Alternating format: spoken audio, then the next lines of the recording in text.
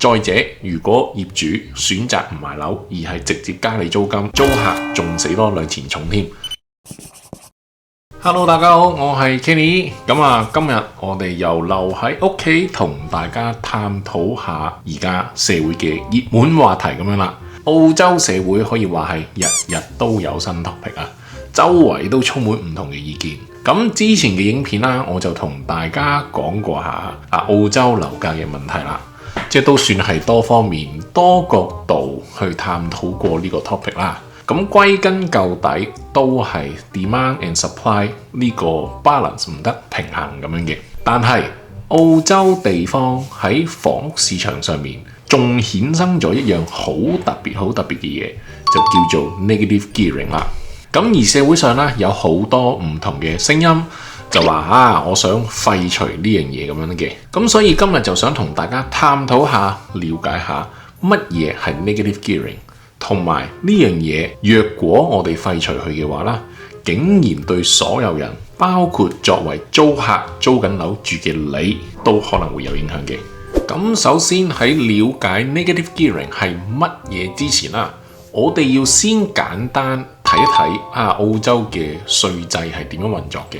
喺澳洲，你所有嘅收入，無論你係打工、銀行、股票利息，定係有樓收租都好啦，全部都係要交稅嘅。而且所有收入係會撈埋一齊去計，變相就係你越多收入賺得越多，你相對俾嘅稅就會越多啦。咁呢個係好正常嘅事嚟嘅啫。咁周圍世界各地都係咁樣嘅玩法，咁就冇乜話好特別嘅。但係喺澳洲嚟講，如果你係包租公、包租婆有樓收租嘅話啦，情況就可以有另外一個玩法啦。喺度用啲實際數字同大家舉個例先啦，好唔好啊？例如你而家呢一刻係借錢買樓嘅，然後就放租俾人。假設我哋租金收入一年係2萬蚊咁先算啦，但係你去 maintain 一個 property， 你中間會有好多使費噶嘛，貸款嘅利息啊、維修管理費、agent fee 等等各樣嘢，加埋呢度一年要4萬蚊咁先算啦。喺呢個情況下，你喺賬面上係蝕緊2萬蚊，但係你蝕呢個金額，你報稅嗰陣，你係可以用嚟抵消其他嘅收入，例如人工，從而減低我哋要交嘅稅額咁樣嘅。好啦，又再假設你而家人工係8萬蚊咁先算，因為你蝕緊2萬蚊，所以你實際交稅只需要報6萬蚊嘅啫。咁呢個玩法就係叫 negative gearing 啦。再簡單啲嚟講，當你嘅租金唔夠冚你嘅支出，政府係會俾你扣稅，而將蝕咗嘅錢就變成減稅嘅好處。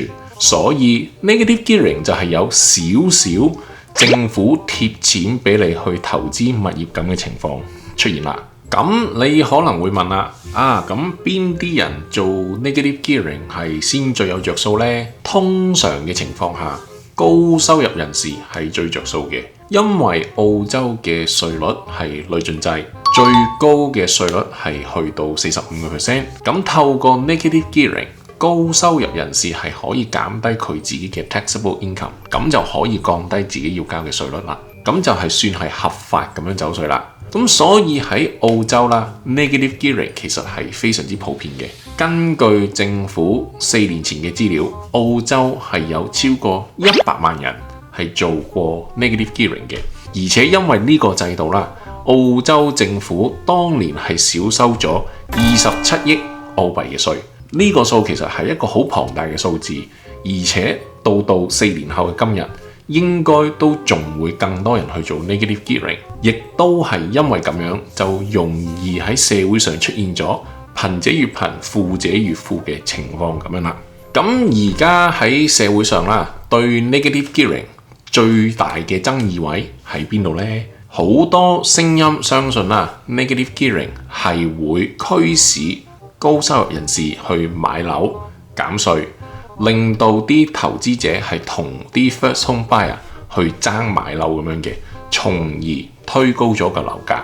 咁所以而家社會上有好大嘅聲音就係話要廢除呢個制度，但係問題就係話啦，廢除佢係唔係真係有用呢？即係咁樣講，喺澳洲啦，大家都好講求公平呢個 concept 嘅，好多時候都係輸打贏要，乜都想公平咁樣嘅。冇錯，樓價而家喺呢個 moment 係真係升咗好多，令到啲低收入人士係更加難去買樓咁樣嘅。呢個係鐵一般嘅事實，我亦都冇去否認呢樣嘢。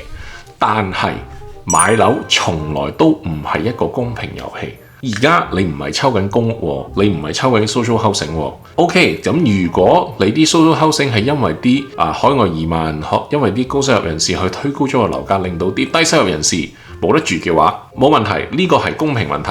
但係私人市場係唔存在公平呢樣嘢，永遠都係 demand and supply 呢一個 concept 去影響個樓價上落咁樣嘅。咁所以你唔可能話樓價貴上唔到車對我唔公平，就怪晒高收入人士搶晒啲屋，就將所有責任推晒落佢哋身上咁樣嘅。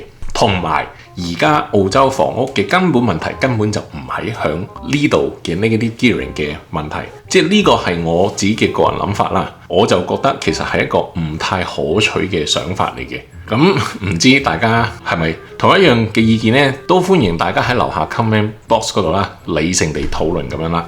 如果我哋真係萬一係廢除咗 negative gearing 嘅話，高收入人士就會冇咗一個 incentive 去買樓投資。有一部分佢可能係買地起屋嘅，然後再租出去。喺呢個情況下，其實某程度上佢係增加緊樓市個 supply 嘅。你唔可以話佢係搶晒啲 resources 唔俾 first home buyer 去買樓咁樣嘅。咁調翻轉頭啦，你可能問啦，喂，咁有啲人會買現成屋噶嘛，唔係個個會買地起屋噶嘛？啱。如果買現成屋嘅話，冇咗 negative gearing 呢個制度，即係佢哋退稅退得唔多啦。咁喺呢個情況下，其實只有兩個下場嘅啫。一就係呢個業主直接買樓，唔再做投資，唔再蝕落去。第二就係將個成本直接轉嫁落去個租客嗰度身上。咁呢兩個下場啦，無論邊一個都好，最根本嘅問題其實係起屋嘅速度根本就係唔夠快，唔夠建築工人。有呢啲咁嘅問題墊底嘅情況下，房屋問題係冇可能增值解決到嘅。再者，如果業主選擇唔賣樓，而係直接加你租金，未必加你50蚊一個禮拜、60蚊一個禮拜嘅話啦，租客仲死多兩錢重添。所以喺呢兩個 option 之中，我係睇唔到有咩好處，甚至乎分分鐘會連累埋個租客咁樣嘅。咁所以現階段政府其實都已經講咗係唔會掂 negative gearing 呢樣嘢，又唔會改，又唔會廢除，維持原狀咁樣嘅。